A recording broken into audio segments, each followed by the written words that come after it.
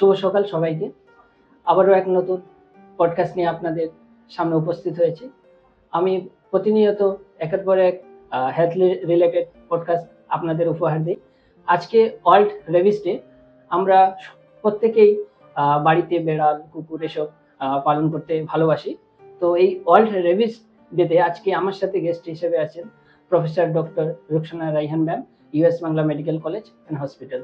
ম্যামকে আমি আবারও অসংখ্য ধন্যবাদ দিচ্ছি, কারণ ম্যাম আমাদের প্রত্যেকবারই এই মানুষকে সচেতন করার জন্য যে বার্তা দিয়ে চলেছেন সেটা আমাদের অনেক হেল্পফুল হচ্ছে। তো ম্যামকে প্রথমে আসসালামু আলাইকুম ম্যাম। ওয়ালাইকুম আসসালাম, কেমন আছো? আলহামদুলিল্লাহ, আপনি কেমন আছেন? ভালো আছি ম্যাম। আজকে আমরা জানি ওয়ার্ল্ড রেবিস ডে। তো এই ওয়ার্ল্ড রেবিস ডেতে পুরো বিশ্বে আর কি পালন করা হয় কেন, এবং এটার গুরুত্বটা কি? ওয়ার্ল্ড র্যাবিস ডে আসলে খুবই গুরুত্বপূর্ণ এই কারণে যে র্যাবিস অসুখটা যদি হয়, এই ভাইরাসটা যদি র্যাবিস হয়, র্যাবিস ভাইরাস দিয়ে এই ভাইরাসটা যদি কোনো মানুষের শরীরে ঢুকে তাহলে মৃত্যু 100% নিশ্চিত। তো সেক্ষেত্রে এবং এটা ছড়ায় হচ্ছে গিয়ে আমাদের যে বেশিরভাগই ছড়ায় কুকুর দিয়ে, কুকুরের কামড় দিয়ে, কুকুরের মধ্যে যদি এই ভাইরাসটা থাকে। এই কারণে যেহেতু একদম মৃত্যু নিশ্চিত এবং কুকুর বিড়াল আমাদের আশেপাশে সবসময় থাকে, এই কারণে মানুষকে সচেতন করাটা খুবই বেশি জরুরি। তার জন্যই ওয়ার্ল্ডে খুব অল্প কিছু ডে ভাবে সেলিব্রেটেড হয়, তার মধ্যে ওয়ার্ল্ড র্যাবিস ডে একটা। শুধু কি ম্যাম কুকুর দিয়ে এই রেবিসটা ছড়াতে পারে, না অন্য প্রাণী দিয়েও এটা হতে পারে? 85 থেকে 99% কেসে এটা কুকুর দিয়ে হয়ে থাকে। কুকুর ছাড়াও বিড়াল, শিয়াল, বানর এবং কিছু কিছু জায়গায় যে কেভের যে ব্যাট গুলা বা বাদুড় গুলা থাকে সেগুলা থেকেও কিন্তু আসলে র্যাবিসটা ছড়াতে, এমনকি গরু দিয়েও যেতে পারে এদের কামড় আঁচড়ে। আচ্ছা ম্যাম, এই রেবিস ভাইরাস সম্বন্ধে আমরা অনেকেই জানি না, বাট এই রেবিস ভাইরাস হওয়ার পর আমাদের কি কি প্রবলেম হতে পারে, মানে কি কমপ্লিকেশন হতে পারে আমাদের বডিতে? কমপ্লিকেশন না সাইন সিম্পটম, মানে কিভাবে আমরা বুঝবো যে কারো র্যাবিস হয়েছে এবং কি কমপ্লিকেশন হতে পারে? আচ্ছা, র্যাবিস হলে বেশিরভাগ ক্ষেত্রে যেটা হয় যে যে জায়গায় কুকুর আক্রান্ত কুকুরটা কামড় দেয় বা আঁচড় দেয় সেখানে ফুলে যেতে পারে, ব্যথা হতে পারে, অবশ হয়ে যেতে পারে। সেটা আস্তে আস্তে করে যার মধ্যে যে আক্রান্ত হয় তার কনসিয়াসনেসটা অল্টার্ড হয়ে যায়, মানে কখনো সে খুব ড্রাউজি থাকে, কখনো খুব এক্সাইটেড হয়ে যায়, উত্তেজিত থাকে, আবার দেখা যায় যে খুব ঠান্ডা হয়ে যায়। এই ধরনের রোগীদের তারপরে যেটা হয় যে তারা পানি খেতে ভয় পায়, কারণ গলায় যেহেতু এটা নার্ভকে ইনভলভ করে ভাইরাসটা, তো গিলতে গেলে স্পাজম হয়, সেই জন্য সে পানি দেখলে ভয় পায়, সে লাইটে তার অস্বস্তি হয়, বাইরের বাতাস সে সহ্য করতে পারে না, আলটিমেটলি পেশেন্ট কোমাতে চলে যায় এবং মারা যায়। আমাদের অনেকেরই হসপিটাল থেকে অনেক দূরে বাড়ি হয়, তো আমাদের ফার্স্ট আমাদের যদি কাউকে কামড় দেয় কিংবা আঁচড় দেয়, তাহলে আমরা প্রাথমিক চিকিৎসা বাড়িতে কি করতে পারি ম্যাম? আচ্ছা, সেক্ষেত্রে যে কোনো কুকুর, বিড়াল বা হাউস হোল্ড এই ধরনের প্রাণী কোনো কিছু যদি কামড় দেয় বা আঁচড় দেয়, সেক্ষেত্রে ইমিডিয়েটলি যেটা করি, এটা 3টা ক্যাটাগরিতে আসলে ভাগ করা হয়। একটা হচ্ছে যে জাস্ট ওই আক্রান্ত প্রাণীটি স্যালিভা বা থুতু লেগেছে, তাকে খাওয়াতে যেয়ে সে হয়তো চেটে দিয়েছে, এ ধরনের হতে পারে। আবার হতে পারে যে আঁচড় দিয়েছে কিন্তু কোনো রক্ত বের হয়নি। আরেকটা হচ্ছে যে রক্ত বেরিয়ে বেশি ইনজুরি। তো প্রথম ক্ষেত্রে শুধুমাত্র যত দ্রুত সম্ভব একদম রানিং ওয়াটারে, ট্যাপ ওয়াটারটা ছেড়ে দিয়ে যেই ফ্লোটা, ওই পানির মধ্যে 15 মিনিট ধুতে হবে এবং সাবান পানি দিয়ে ধুলে আরো ভালো। হ্যাঁ, রানিং ট্যাপ ওয়াটারের নিচে সাবান পানি দিয়ে ধুতে হবে। কারণ তুমি তো মেডিকেল স্টুডেন্ট, জানো যে র্যাবিস ভাইরাসটা আসলে একটা এনভেলপ ভাইরাস, মানে ওটার বাইরে একটা কাভার আছে, সেই কাভারটা সাবান দিয়ে ধুলে ব্রেকডাউন হয়ে যায়, ভেঙে যায়, যার কারণে ভাইরাসটাও তখন আর মারা যায়, কার্যকরী থাকে না। তো এই কারণে ভাইরাসের যে অ্যামাউন্টটা, সেই অ্যামাউন্টটাকে কমিয়ে দেওয়ার জন্য বেশি বেশি করে পানি দিয়ে এবং সাবান পানি দিয়ে ধুতে হবে। তারপরে যদি কারোর আশেপাশে আয়োডিন বা এই ধরনের কোনো সলিউশন থাকে সেটা দিয়ে ধুতে হবে। এটা হচ্ছে কি প্রথম কাজ। তার পরবর্তী অ্যাটলিস্ট 15 মিনিট, কিন্তু এটা আমি বারবার বলছি, হ্যাঁ, 15 থেকে 20 মিনিট এটা করতে হবে। হ্যাঁ, এবং তারপর যত তাড়াতাড়ি সম্ভব হসপিটালে নিয়ে যে ভ্যাকসিন দিতে হবে। সেক্ষেত্রে 2 ধরনের ভ্যাকসিন আছে, যেখানে এরকম মানে মানে ক্যাটাগরি 1 এন্ড ক্যাটাগরি 2, যেটা লিক করেছে অথবা যেটাতে শুধু আঁচড় হয়েছে কিন্তু রক্ত বের হয়নি, এ ধরনের ক্ষেত্রে শুধুমাত্র রেগুলার যে র্যাবিস ভ্যাকসিন, সেই ভ্যাকসিনটা দিতে হবে। হ্যাঁ, সেটা ডোজ আছে, যেমন প্রথম দিন একটা, 3 দিন পরে একটা, 7 দিন পরে একটা, 14 দিন পরে একটা। আর যেটাতে রক্ত বেরিয়ে যায় সেই ধরনের ক্ষেত্রে 2 রকম ভ্যাকসিন দিতে হয়। একটা তো রেগুলার ভ্যাকসিনটা, যে শিডিউলটা বললাম, যে প্রথম দিন একটা, 3 দিন একটা, 4 দিনে 7 দিনে একটা, 14 দিনে একটা। আর এছাড়া ইমিউনোগ্লোবুলিন ইমিডিয়েট প্রোটেকশনের জন্য, বিকজ ভ্যাকসিনটা যে কাজ করতে সময় লেগে যায়।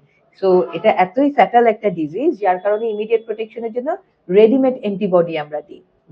সেই অ্যান্টিবডিটা যেখানে কামড় দিয়েছে বা আঁচড় দিয়েছে, যদি মাল্টিপল জায়গাতেও হয়, নির্দিষ্ট একটা ডোজ আছে, সেই ডোজটা ডক্টররা মেনটেন করে ওই কাটা ছেঁড়ার জায়গা কাছে কাছে সব জায়গাতে ইনজেকশন দিয়ে দিতে হয়, এবং কিছু যদি বাকি থাকে তাহলে সেই ইনজেকশনটা স্প্রে করে দিতে হয় অথবা অন্য হাতে ইনজেকশনের মাধ্যমে দিয়ে দিতে হয়।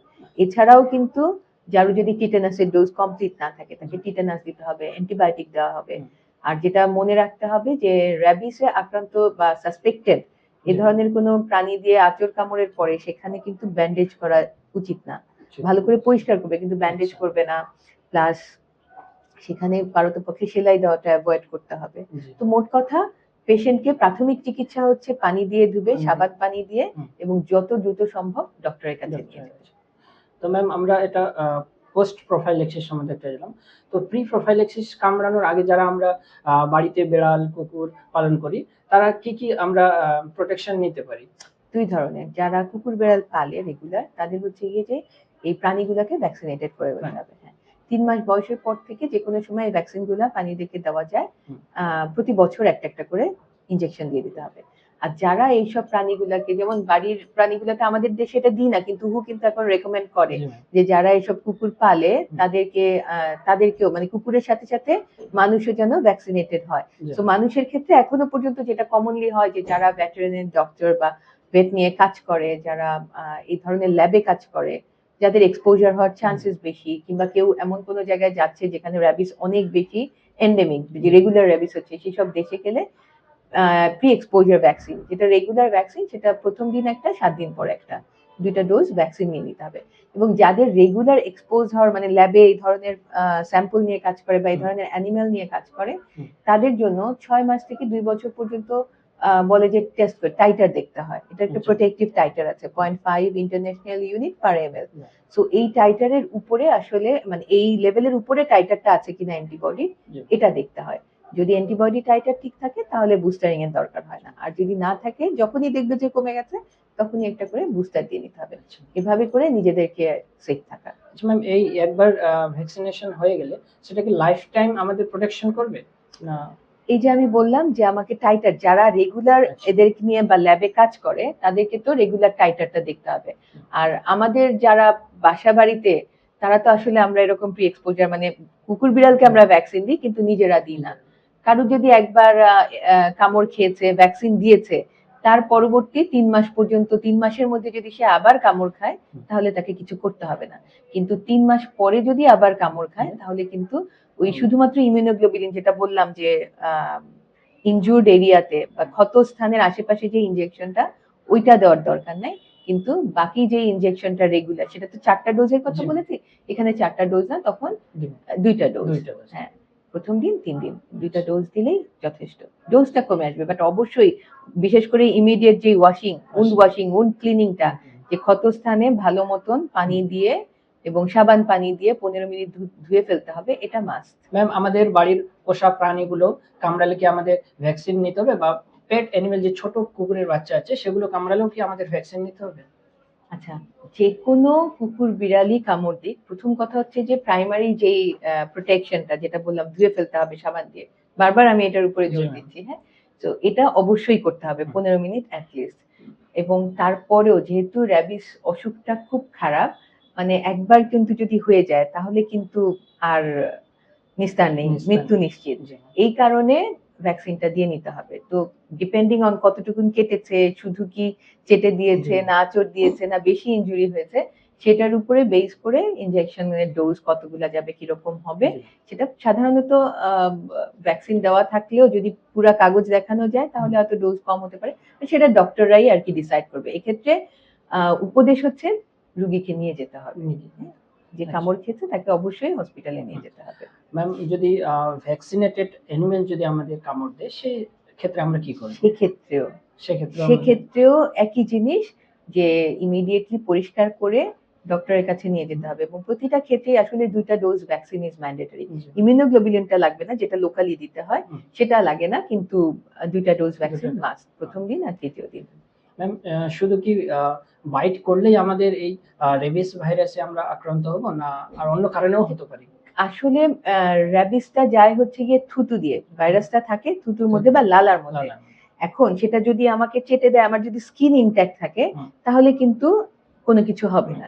কামড়ের ইম্পর্টেন্সটা ওখানে যে কামড়ালে যে ভিতরে ঢুকে ওরা যদি কোনো ভাবে আমাদের নার্ভের কাছে যেতে পারে, যার কারণে যদি থুতুটা কোনোভাবে বা লালাটা যদি কোনোভাবে আমাদের চোখের ভিতরে যেই মিউকাসটা আছে, নাকের ভিতরে, মুখের ভিতরে, এইসব জায়গায় যেতে পারে, তাহলে কিন্তু আমরা আক্রান্ত হয়ে যাব।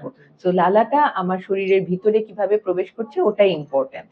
ইভেন খুব রেয়ার এক্সট্রিম কেসে এটা অর্গান ট্রান্সপ্লান্টেশন দিয়েও যেতে পারে, হ্যাঁ? কিন্তু এটা ব্লাড বর্ন না, যে আক্রান্ত কুকুরের রক্তের সাথে এটা সম্পর্ক নেই, পুরাটাই এটা লালার সাথে সম্পর্ক। তো ম্যাম, আমরা এই ভ্যাকসিনটা কি, আরেকটা কথা তুমি জিজ্ঞাসা করেছিলে যে ছোট বাচ্চা সাধারণত 3 মাসের উপরে যে কোনো বাচ্চা কুকুরই কামড় দিলে আমাদেরকে এটা করতে হবে। ম্যাম, এই ভ্যাকসিনের কোনো কন্ট্রা ইন্ডিকেশন আছে কিনা, যে আমরা কি সবাই এই ভ্যাকসিনটা নিতে পারবো? হ্যাঁ, এই ভ্যাকসিনটা মোটামুটি সেফ, এবং সব ভ্যাকসিনেরই কিছু সাইড ইফেক্ট থাকতেই পারে, হাইপার সেন্সিটিভিটি যে কারোরই হতে পারে, তাই না? তো সেইটা আসলে চিন্তা করলে চলবে না। এই জন্য যখন আসলে ইনজেকশন দেওয়া হয়, হসপিটাল সেটআপে ইনজেকশন দেওয়া ভালো প্রথমবার, এবং বিশেষ করে ইমিউনোগ্লোবুলিন ইনজেকশন দেওয়ার সময় রিঅ্যাকশন, অ্যালার্জিক রিঅ্যাকশন হতে পারে, এইটা রেখে ইমার্জেন্সি ড্রাগস গুলা আশেপাশে রাখতে হবে। তো সেটা খুব রেয়ার, অল্প কয়েকজনের হয়। এছাড়া সব পেশেন্টকেই আসলে সবাইকে, ইভেন প্রেগন্যান্সিতে আমরা অনেক ভ্যাকসিন দিই না, কিন্তু এটা প্রেগন্যান্সিতেও সেফ দেওয়া যাবে, কারণ এই অসুখটা হলে মৃত্যু, যার কারণে সবভাবে আমাদেরকে আসলে এনশিওর করতে হবে যে কোনো ভাইরাসটা যেন না ছড়ায়। তো ম্যাম, আমরা এই ভ্যাকসিনটা বডির কোন জায়গায় নিতে হবে? আচ্ছা, আগে যে ভ্যাকসিনটা ছিল সেটা আসলে নাভির চারিদিক থেকে দিতে হতো, এই জন্য মানুষ অনেক ভয় পায়। এখনকার ভ্যাকসিন গুলো কিন্তু সাইড এফেক্ট অনেক কম, এবং সেটা হাতে নিতে হয়, বড়দের জন্য হাতে, আর ছোট বাচ্চাদের জন্য থাইয়ের পাশে, 2 বছরের নিচে বাচ্চাদের জন্য। সো ইটস মাচ ইজিয়ার, অল্প কয়েকটা ডোজ, আগের মতন আর এত আতঙ্কের ব্যাপার নেই।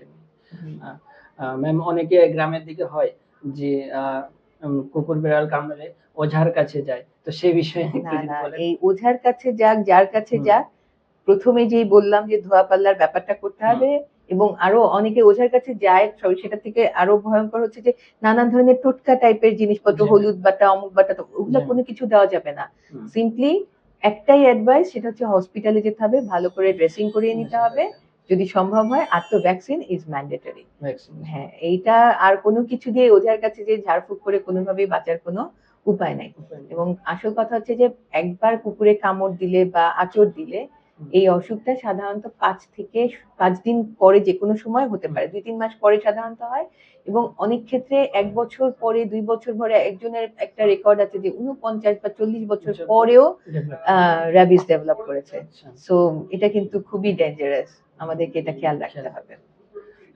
তো যাই হোক ভিউয়ার্স, ম্যাম আমাদের বারবার বলছেন যে আমাদের যদি কুকুর কিংবা বেড়াল, যেসব প্রাণী দিয়ে কামড়ালে রেবিস হয়, যদি আমাদের কামড়ায়, তাহলে আমাদের ফার্স্ট বাড়িতে যে ট্রিটমেন্টটা করতে হবে, রানিং ট্যাপ ওয়াটার দিয়ে এবং খাট জাতীয় সাবান দিয়ে আমাদের সেটা ধুয়ে ফেলতে হবে 15 মিনিট ধরে। ম্যাম বারবার এটা বলেছেন। যাই হোক, ম্যামকে আবার রিকোয়েস্ট করছি, লাস্ট এই রেবিস নিয়ে একটু যদি কিছু বলেন ম্যাম। পরিশেষে এটা বলতে চাই যে প্রতি বছর আসলে গ্লোবালি প্রায় 59, হু এর যে স্ট্যাটিস্টিক্স সেটা থেকে বলছে যে 59,000 মানুষ র্যাবিস হয়ে মারা যায়। বাংলাদেশে শুধুমাত্র প্রতি বছর 2 থেকে 3 লাখ রোগী কামড় খায়। হ্যাঁ, তো যেটা দেখা গেছে যে এই যে নতুন ভ্যাকসিনটা আসার পর থেকে, বা ভ্যাকসিনেশন প্রোগ্রামটা স্টার্ট করে, এখন কিন্তু বাংলাদেশ সরকার রাস্তার কুকুরকেও ভ্যাকসিন দেয়। তো ওই কর্মসূচি শুরু করার পর থেকে, যেমন 2009-এ 2000 রোগী মারা গেছিল, 2020-এ এসে সেটা কিন্তু 20 জনের মতন হয়ে গেছে, অ্যামাউন্ট কমে গেছে। তো এটা আমাদের সচেতনতাটা অনেক বেশি দরকার, সচেতন হলেই এটা সম্ভব। কিন্তু এখনো পর্যন্ত মারা যাচ্ছে এবং আক্রান্ত হচ্ছে। সো একটা টার্গেট আছে সরকারের, বা এই 2030 সালের মধ্যে র্যাবিস নির্মূল করতে হবে। তো সেক্ষেত্রে আমাদের সচেতনতা এবং এই দ্রুত হাসপাতালে যে টিকা নেওয়া বা ভ্যাকসিন নেওয়া। অনেক সময় যেটা হয় যে কুকুরে বা বিড়ালে আঁচড় দিয়েছে, কামড় দিয়েছে, তখন হয়তো বা গুরুত্ব দেয়নি, তখন ডাক্তারের কাছেও যায়নি, কিছুই করেনি। কিন্তু যখনই জানতে পারবেন এটার গুরুত্ব, দয়া করে তখনই আপনি চিন্তা করবেন না, যে উচিত যত দ্রুত সম্ভব 24 ঘন্টা 48 ঘন্টার মধ্যে টিকা নিয়ে নেওয়া, কিন্তু কোনো কারণে যদি সেটা সম্ভব নাও হয়, যখনই সম্ভব হবে তখনই আপনারা চলে যাবেন।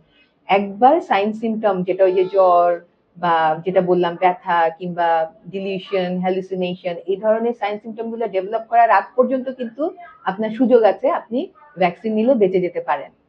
তো যখনই হবে তখনই আপনারা ডাক্তারের কাছে চলে যাবেন, এবং এই ধোয়াধুয়ির ব্যাপারটা কিংবা ভ্যাকসিনটা অবশ্যই নিতে হবে।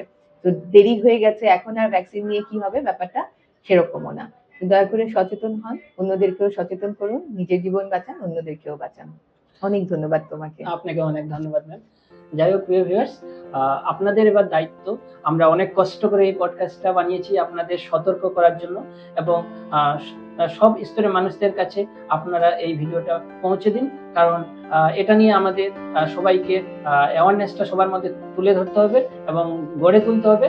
তাই আপনারা এটা আপনাদের ফ্যামিলি মেম্বারকে সবাইকে শেয়ার করে দেবেন। এবং আমরা এর আগেও হেপাটাইটিস রিলেটেড পডকাস্ট বানিয়েছি, আপনারা যদি সেটা না দেখে থাকেন অবশ্যই আমি কমেন্ট বক্সে লিংক দিয়ে থাকবো, আপনারা সেটা দেখে নিতে পারেন। তো আজকের ভিডিও এখানেই শেষ করছি। আবারও কোনো এক নতুন ভিডিও নিয়ে আপনাদের সামনে দেখা হবে, কথা হবে। ততক্ষণ পর্যন্ত আপনারা সবাই ভালো থাকবেন, সুস্থ থাকবেন। আসসালামু আলাইকুম।